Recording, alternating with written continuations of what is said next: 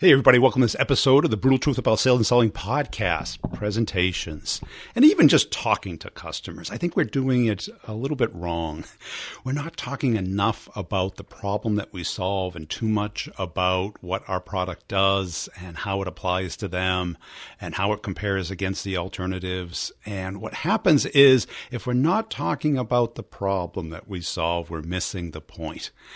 And if we don't have great questions to elicit that problem, to dig down and find out what emotion people feel if they don't solve that problem, guess what? The product isn't going to be enough. Today, I've got Greg Rosner on the podcast. Greg and I have worked together a little bit. We put together the Crush the Presentation course at b2brevenue.com, and Greg is an expert at helping people build and correct their presentations, to tell a story, to take people through a journey of where they are today and where they will be if they move forward in getting the product. So I think you're going to like this. It's a lot of fun. We get into it. We've kind of built up a little bit of rapport. And at the end, I'll sum it up, but Greg's going to share 5 things on how to make our presentations better. And I think we all need to do this because we all get stuck in the box that we build about us, our competition, our market space, and we don't spend enough time thinking the way our prospects think about what their day is like, what their life is like with or without our product.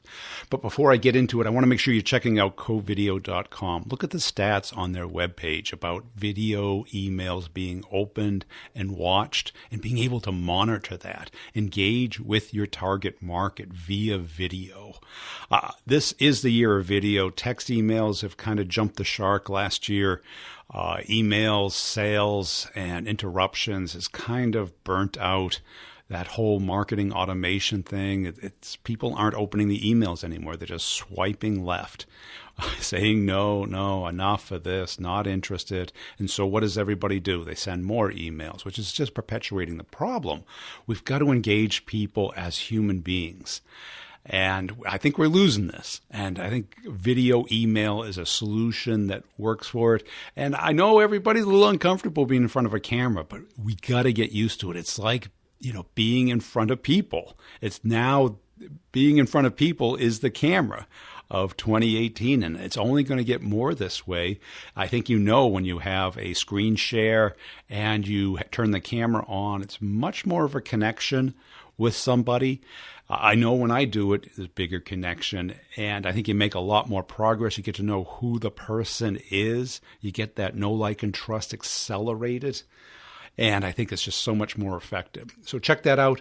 Also, check out this week's B2B Revenue Leadership podcast. I got Chris Orlob on, and we're talking about competition and how to beat your competition. This is a sport of mine. In the course, Winning the Complex Sale, I talk about it quite a bit. All the techniques that he raises in his research, I have really documented 9 years ago in my book. And I'm great to see that the research is aligned with it. I don't know if there's any correlation there. I think it's just good selling. I mean, good selling kind of percolates up about the one strategy, about traps and lockouts. And the course teaches you how to do this. And probably in January, I'll come out with another course that's going to build off of it for people who have taken this, called Compete to Kill. And what it'll focus on is really taking this to the next level of how do you set it up in the actual sales call? How do you go through the sales call, the whole sales process, setting traps, applying lockouts? And I'm not sure how to correlate it to the existing course, whether to make it part of it or make it separate. Love to hear your feedback on it. Please make sure you're checking out the course. We're getting enormous success with Start the Conversation, Get the Meeting. The feedback has been phenomenal. I'm starting one-on-ones to augment the course with great interactive content based off of real-world cases instead of me just talking about it, and instead of just having the office hours where there's just a lot of people showing up and asking questions. The one-on-ones will be much more interactive, and we'll be talking about the core content of the course and applying it to real-world situations. Also, make sure you're checking out both Pipedrive and Nudge. They have the same coupon code, Brutal Truth, to get a month free. I think the great way to find out the strength of your relationships and your team. With Nudge, what you do is you get your whole team to use it. So it goes through your emails and through your contacts, and it determines the strength of the relationships, as opposed to LinkedIn, where you connect with whoever you feel like connecting, and you may or may not have anything either in common or actual interaction with them. Your email, your phone, that really tells you who you're talking to and how often and what about. All of that stuff, if you work it into your team and then into your ecosystem with your partners, with your friends that you used to work with, the people you went to school with, the people that you would like to work with, all of this relationship intelligence is going to be the next level with sales. So check that out. I've got a free course on how I use it at b2brevenue.com. The coupon code for the course is NUDGE. Make sure you put that in and it balances out to 0 before you hit submit. So the word NUDGE is the coupon code for that. For the product, you get 1 month free with Brutal Truth. And if you're already a Pipedrive customer, go to their webpage and tell a friend. For every friend you get signed up, I think you get like a month free. So just get 12 signed up, you get it for free. It's a great product. Let's get into the interview with Greg. Here we go. I'll sum it up at the end. Hey, Greg, welcome back to the show. As a way of getting started, update us on yourself. Yeah, so as you know, I'm the founder of a presentation development agency called Pitch Kitchen, based here in New York. And so, business has been just booming. A lot of folks out there who are in organizations who are just suffering from, they've got bad presentations, and they really recognize what happens when the presentations aren't resonating with their audience. So they're really, they're upgrading them now. Yeah, so you had 5 kind of ideas on how to refresh your presentation. I probably have 5 too. What's number 1? Yeah, so I do have 5, and I wanted to share these 5 with your audience. And again, I think, Brian, you were just killing it with your message to sales folks and making a really great dent in the sales universe and shifting things. And I want to compliment you on that. And I think I've got 5 in my pocket that I share with a lot of, all of our clients about how to upgrade their presentations. And I thought it would be really useful for your listeners to take these on board. So the first is really, actually, it's not even the first. It's like, even before we get to a first tip, there's just a mindset shift. And I'm sure you'd agree with this, that too many sales presentations, the sales presenter, because they want to win the sale, they want to be the hero of their organization. For some reason, they put themselves as the hero of the story in their sales presentation, right? And as such, they fail because nobody cares really about the salesperson or the sales rep. People care about what they're trying to achieve, what the outcomes that they're trying to accomplish. So the mindset shift, even before I put out the 5, is just, this is my message to salespeople out there. Think of yourself, you are not the hero of the sales presentation. You should really think of yourself as more like a Dumbledore character, or like a Yoda, or an Obi-Wan. Like, that's your character. You're not Luke Skywalker. You're not Harry Potter with a magic wand, even though you've got some magic killer, enterprise software, secret sauce, whatever it is that you're selling. You are not the hero. If you just the mindset shift and really make your audience the hero, I think these 5 tips that I'm about to share will make a lot more sense. What do you think about that, Brian? I couldn't agree with you more because, I talk to salespeople, sales leaders all day, almost every day. And that's the number one thing. It's all about them instead of trying to get into the minds of somebody else. Because I always lead with the same question, what would you like to accomplish? Right. And I never get an answer. All they do is tell me what's wrong with their current job or situation. And I think you're spot on that you have to start with the problem that you solve, not the product or who you are. Yeah. Well, that's, leading to the first tip, which is... Hey, you didn't tell me, did you? No, I didn't. So it's start with a question that you do not know the answer to. Too many salespeople start, I'm going to start with a question. but it's a lead-in question. It's a question that they know the answer to, and they're trying to force things. But if you start with a question that you really don't know the answer to, it sets the stage for a wonderful conversation and a wonderful presentation. So like, what might that look like? It could be, well, here we are today, what are you hoping to get out of this?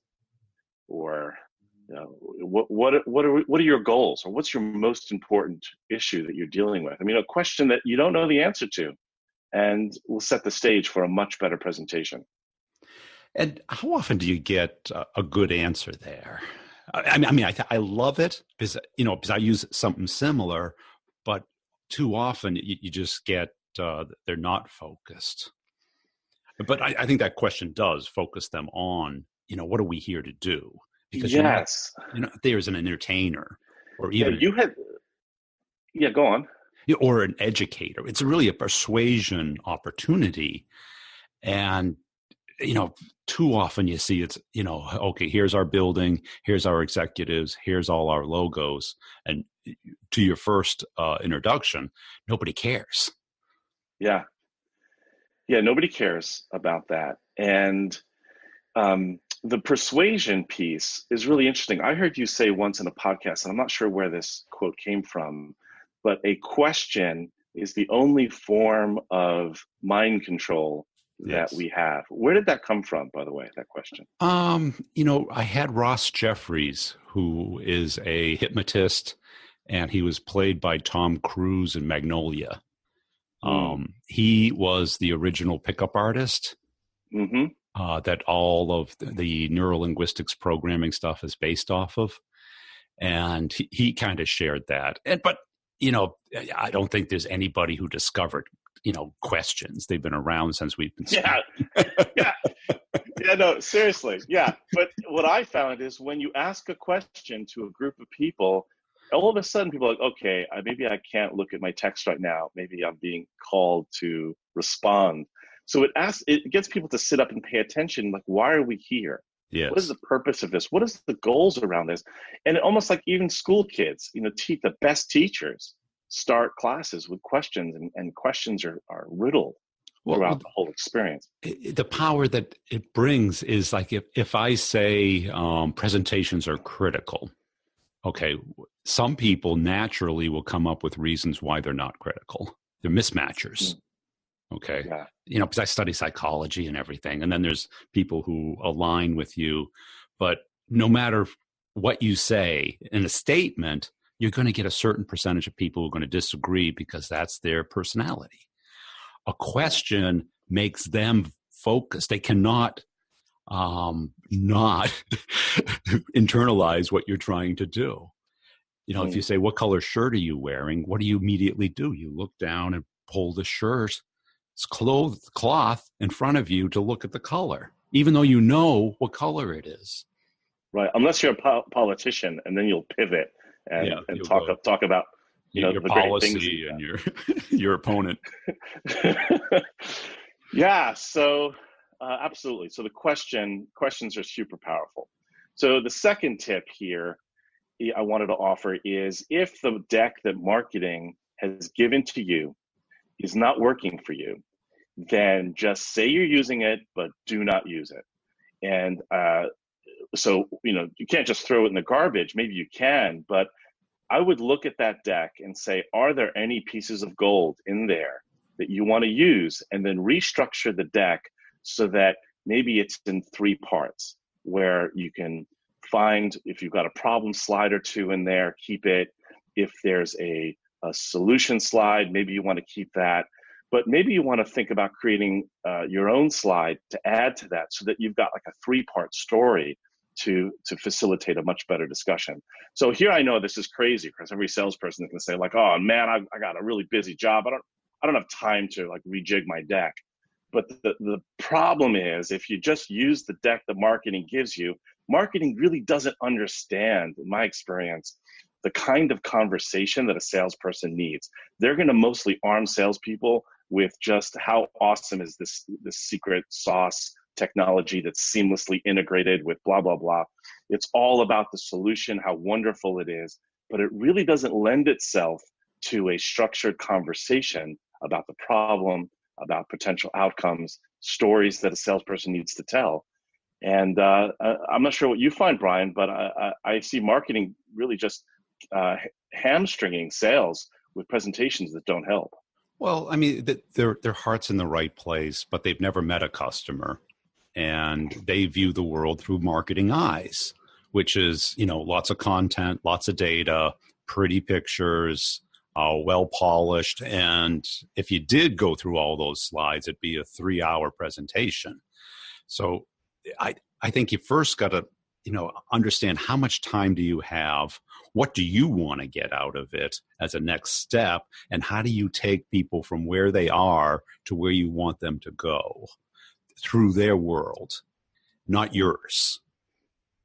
And yes. And if you got to try and really do that, either sit down with somebody, not within your company, so maybe a friend, a spouse, a neighbor, and ask for 30 minutes to say, okay, let me take you through this journey and give me your feedback. Because what you'll find is there's too many acronyms on the slides. There's industry speak, too much differentiation against your direct competitors instead of talking about the problem that you solve. And I think we get too comfortable. Oh, well, my manager says we got to use these slides. Well, your manager really wants you to close a deal. Yes. And too many people go, well, I did all my KPIs. They still fire you for doing all your KPIs. Yeah, that's it. That's totally it. And so that leads to the third piece of this 5, which is dive into the problem. And if you're diving into the problem in the sales presentation, and it means that you have not covered your slides, that you're not getting through the whole thing, I think that's okay. That's perfectly fine. Because you're putting what's most important first in that discussion, versus, oh, well, my boss says that I need to cover all these things, and if I don't, then I'm not delivering a full presentation. And I think that taking that approach doesn't honor the experience that you're trying to create with someone that will hopefully end in the trust that they need to work with you. And that's it, because you got to focus. The objective is not to give a presentation. The objective is to get an outcome from that time slot of the prospect taking an action of a next step, and to make sure that they're qualified, that they have the need, the interest, and the ability to get a transaction done within your lifetime. And if you take that as the objective instead of hitting all the slides and all the points, I think that's the critical element, because you got to get into their head. And if they're not getting it, and I had this discussion with somebody yesterday, just focus on one thing and then build off of that one thing instead of the 50 things. And you and I have talked about the 3 to 5, and that's good. And keeping it as narrowly focused as possible, because people will always have one reason, and it's going to be a personal reason why they're going to buy from you, regardless of how well it fits the company's needs. And it is personal. When I hear my clients talk about, for example, when I hear these trigger words for me, a trigger word for me is when a client says, they feel this, or they aren't getting it, or they. And then I hear another trigger word is we have to, or we. Those are trigger words for me because it indicates it's not personal. They are referring to a board, just a bunch of suits or folks that sit in the room, but you don't really know individuals in that room, and you're not connecting with the humans, the people in that room. So that's a big trigger word for me as well. And that's it, because you want the presentation or any interaction with a prospect to get a mind meld where they get you, you get them, and you kind of come to a common conclusion of what to do next. It's not a us and them tennis match where you're volleying a ball back and forth. feature, objection, handle objection. That's not what you want. You want a conversation and to really get into their head, because if you get that dogs watching TV look where they tilt their head and they don't know what they're looking at. And what most people do is just move on to the next slide. It's like, no, that's the golden opportunity. Have I lost you? To re-engage with them, because most people like dialogue versus sitting in a lecture hall. And if you don't get involvement, you don't get the transfer of information. I like that mind meld. I'm a big Star Trek fan, but when you said mind meld, I was totally getting when Spock took his fingers to some alien's head and was able to understand. And so I think what I love about that is it's not about the presentation. The presentation is the conduit for that mind meld. And if you could just, just look in someone's eyes and get a sense of really what is most important to them using your humanness, that is the goal. But the reality is that's often not enough. We're not mind readers. We can't really do what Spock can do. So a presentation, if it's used right, if it's used as a rubric or a discussion guide and has the right pillars for that discussion guide, I think you have the best opportunity to have that mind meld. Yeah. And if you don't have that, you've left and really haven't accomplished anything. And because a presentation is not a checklist item. It's not like, okay. And too many people look at it as just part of the process. It's like, no, this is a golden opportunity for you to communicate in a dedicated amount of time, a certain amount of information, and to see if it really matches what they're doing. And if you don't do that, you wasted time. You didn't accomplish anything, and you probably lost the sale. And that time is often spent over the web. We don't have often the luxury of traveling all over God's creation to meet with people in their conference room. And so you're doing this over the web or you're doing it on the telephone. And often if you don't have any visual triggers to help you be grounded in this conversation, people will just get distracted and will be like, okay, just send me something. Just send me the presentation. So speaking of which, that leads us to like the third piece here, which is, what is a presentation in the first place? Some people may say, yeah, just send me the presentation. So just 2 days ago, I looked up the word, what define presentation? What is a presentation? And the definition, like the second definition is like when the baby comes out, like the presentation of the baby. And then, so there's a lot of definitions. So a presentation for a lot of people today is a thing, like a PowerPoint deck, like just send me the deck, send me the presentation, send me the slides. And because they're mistaking, that's not a presentation. I think a sales presentation for me, means it's an experience. It's a conversation. It's a mind meld is what a presentation is for me. And I think most people would agree that if a presentation was a document, and if you can just email that document, just send me the pitch deck, just email the document. If you could just email that to someone, they could look at it, read it, and then reply back with an email that says, where do I sign? Like, in what universe does that happen, for a complex enterprise sale? It never happens. But if you were to believe what all these people are saying is these high velocity sales models, it may happen at the $12 a month, app stage, like Grammarly or things like that, where, a video is fine. That's all I needed. And you get a 30-day trial. It was magical. Loved it, bought it. But that's not enterprise. That's consumer. Yes. If you want to change in how they do business and you want to extract a reasonable amount of money, it's got to be really engaging. And they're not going to be sold by a YouTube video or certainly not a slide deck. You've got to build up that pain. You've got to really have them understand how it's different than because people are going to have this cognitive bias to have it match what they already know. And the first thing they're going to say is, we already have that. Or or we already looked at that, or we don't need that. And Yeah. they don't There's no even know what it is. right. There's no disrupt in that discussion. Yeah. There's no disrupt in that transmission, as it were.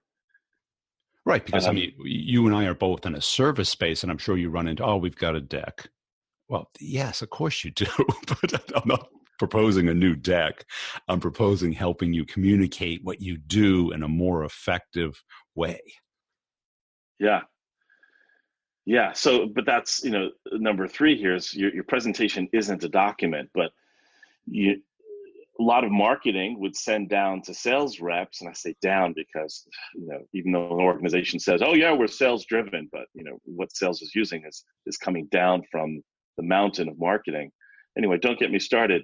So what comes down from the mountain of marketing is often a document with page numbers and a white background. And use this as your presentation for that discussion with your clients. And sadly, there's so much text on there. There's bullet points everywhere. There's a white background, by the way, and that is built for a world where a presentation is a document where information is contained on that document, and you'd send that to people and they would read it on their own. But it's not really a story-based or a picture-based or diagram-based presentation. Yeah. And in most cases, people are sitting through it to just get a glimpse of, do they need this? Will they ever need this? Or do they already have it? And what you got to do is really get them to, they need it, they have to have it, and they need to take action now. So practical advice I have for sales reps listening to this is, if you need a leave behind document, so if someone says, could you send me the presentation because I need to show it to my boss, have 2 presentations. Have one presentation that has very little text, which is much more image-based and allows you to have that kind of discussion, that kind of story-based conversation, and have another presentation with all the words in it that you could send as a leave behind or as a proposal, or not a proposal, but just a more descriptive document. But ideally, again, I'm going to get on my beating of marketing here. If marketing was doing their job, they would create a landing page for sales reps that would be this long scrollable page with all the information that folks need to get. And you can say, well, here, that's the presentation. You can look at that when you like. But if you want to have a discussion, this is another presentation I have that will facilitate this kind of discussion, that will talk about how the world has changed maybe, and what the issues are, and what happens if you actually do nothing a year from now. Yeah. That kind of presentation. And that's it, because think back to when you bought your house, which is probably the biggest financial transaction you've had with your personal money. If you were to do it today, you'd probably go on Zillow and you'd find a house in the neighborhood that you could afford, that fit the specs that you needed. But you're not going to buy it on Zillow, right? You're going to go see it. You're probably going to drive by it 5 or 10 times, right? And you're not going to just go and tour it once. You might, if you have to relocate immediately, and make an offer. But most people are going to think through it. There's a lot of getting used to the idea, a lot of questions, inspections, double checking the size of the rooms, all these little things and then you get scared at the end. Our job as salespeople, the presentation is not just the Zillow, it's the tour. And too many realtors I hear just give them the keys and they go at their own time. But I'm looking through my house, and the nuances in each room that make it different than in the other houses have to be articulated and pointed out. Otherwise, you'll just overlook them. Yeah, true. I've had the same feeling about, my house and how I got into my house. So I get that. Yeah. And I think if you send information, my recommendation is send as little as possible, because what they're doing is they're checking a box. Because now they feel like, and then they'll say, send me a proposal, which is the worst thing you can do. Right. Because now they have everything that they think they want, but it's not what they really want. They haven't seen the house. They don't understand, oh, there's a gym downstairs. Oh, look at this backyard. None of these other houses have this backyard. Look at you got all these fireplaces, and oh, that's very different than the other places in here. And why is this place going to escalate in value? Oh, did you realize they're building a hotel, 2 blocks away, and a grocery store 3 blocks away? Oh, that value is going to go up dramatically in the next 3 years. These are things that we as salespeople are supposed to highlight and expose to people that, a presentation won't do. And if we, trust me, if you send people, more than 3 to 5 minutes of data, they're going to see 3 to 5 minutes of data. If you look at, I'm a big YouTuber and I can see my stats. People make it usually no more than 3 minutes through a video. So if you're making a video more than 3 minutes, you're losing most of your audience. It's just the gerbil attention span of people today. Yeah. No, I'm a gerbil. Yeah, I get it. Yeah. So what would you recommend people do? Take a look at their deck and go through these 5? I would recommend, well, I didn't get to the 4 and 5th, but four hurry up. Yeah, okay. So rule number 4 is your facts and figures don't matter. Facts and figures don't matter in your presentation. Emotion matters, okay? And stories matter. Tell contrast stories. Yeah. And I learned this like so clear. I was at a conference, actually it was a data visualization conference, and I asked everyone at this conference a question. I was moderating it, and the question was, how are decisions really made in your organization? Are they, and it was a multiple choice. And like one of the answers was magic 8-ball. One of the answers was someone's gut feel. One of the answers was data rules. Whatever the data says, that's what we do. Yeah, both. And nobody, checked that. Nobody. It's like everyone understands that decisions in organizations are not made by data. Yeah. And that's it. So anyway, hit number 5 before I. Number 5. Yeah. So don't finish the presentation with, so any questions? I hear a lot of salespeople ending with this statement, any questions? And it's a statement. It's not really a question. It's almost like just trying to get to the end. Much better to ask, what was your takeaway? Or what aspect of this would make the biggest difference to you and your organization? So asking questions that are specific versus just any questions is the way to go. Yeah, and I think if you ask something that's future pacing, where would you like to be a year from now? That's good. Right. So it depends what you're selling, of course. But, Yeah. I'm selling, the ability to sell more. Somebody's making 150 and they want to be at 500. Is that going to happen naturally? How do you get there? How much help do you need? Like I recently hired a chess coach, and the first thing he asked me is, where would you like to be? I'd like to get my ranking up, at least a couple 100 points. And he goes, what do you see in the way? I go, I've hit the wall. Books don't interest me. I've watched the grandmasters on YouTube. I play an hour or 2 a day. And he was just walking me down a path to hire him, right? And it worked because, now that I work with him, he's like, okay, think out loud. Tell me what you're thinking before you make a move and why you want to make that move. And what do you think I'm going to do if you make that move? And we play chess out loud.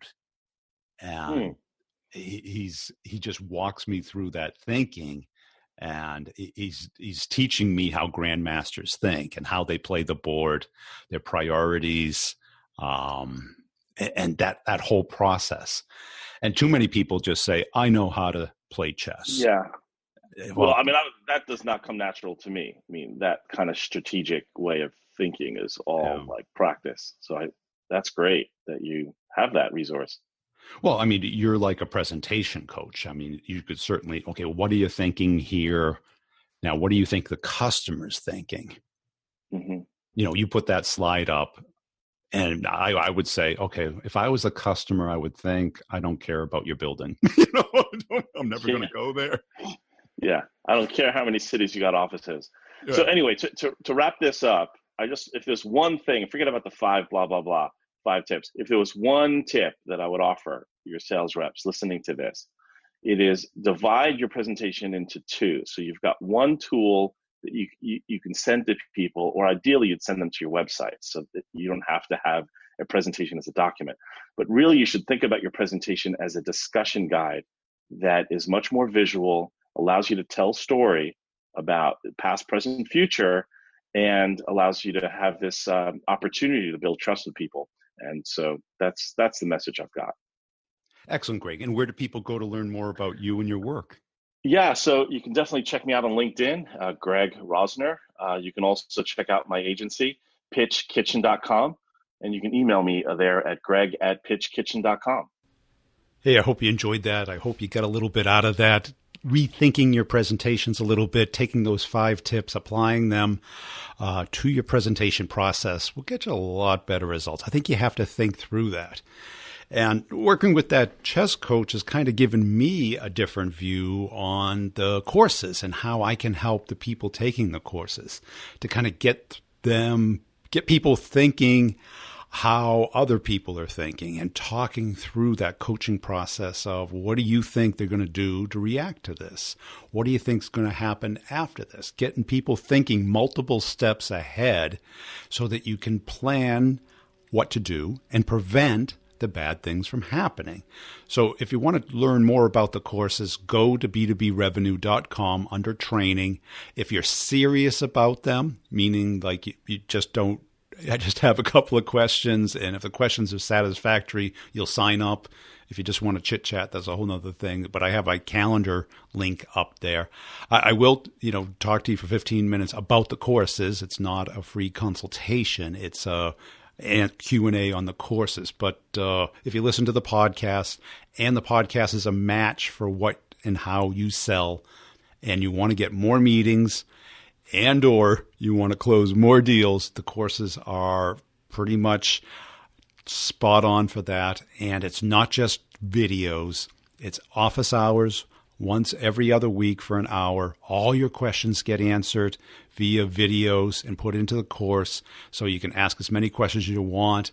I am offering one-on-ones as long as they can be populated into the course, so you can abstract out your product, your company, your name, and your competition, all of that. And I'll put that in the course, and you get that as part of the course. And then everybody else can benefit from it. The real value in the compounding of the course is now we're 9 months into it. So there's 18 hours of additional content from the time it started, with minimum 2 hours per month. And it's probably closer to 3 or 4 hours of new content of practitioners, people actually applying the material of the course and seeing what results they get, as well as during office hours. I answer all the questions, and if there's not enough questions, I come with new ideas, new feedback, new suggestions for people. So it's really a comprehensive way to take your game to the next level. And you can kind of do it on your own if you've got 5 or 10 years, but who has that? Really make that investment in yourself. You are the asset. You're not employees. You're salespreneurs. The idea of being an employee anymore is kind of antiquated because companies aren't making that investment in you. Ask yourself, can you expense this? A lot of people are. And if you can expense it, it's an easy thing. And I think if you went to your manager and you go, look, I'm listening to this guy on this podcast for a while now, seems to make sense. Can I expense this training? It's not expensive. Most managers will love the initiative, will love the ability that you will get from this because they don't want to do it. They don't want to schedule the time, and they don't want to actually make people sit through it and try and get it to work and have 2 days dedicated to this. This is on-demand training. So make sure you're checking it out at b2brevenue.com. Also, big thank you for everybody who's followed the podcast business page on LinkedIn, The Brutal Truth About Sales and Selling Podcast. Just search for it. Follow that page. I appreciate it. If you see my content flying by, give it a little thumbs up, please. Maybe a share, a like, and a comment would be appreciated. And connect up with me on LinkedIn. If you're shy, you can just follow. I won't know who you're following. Are you following me? Are you following me? Anyways, thanks for listening. Check out the show notes for all the deals and links for the partners, and I appreciate you listening.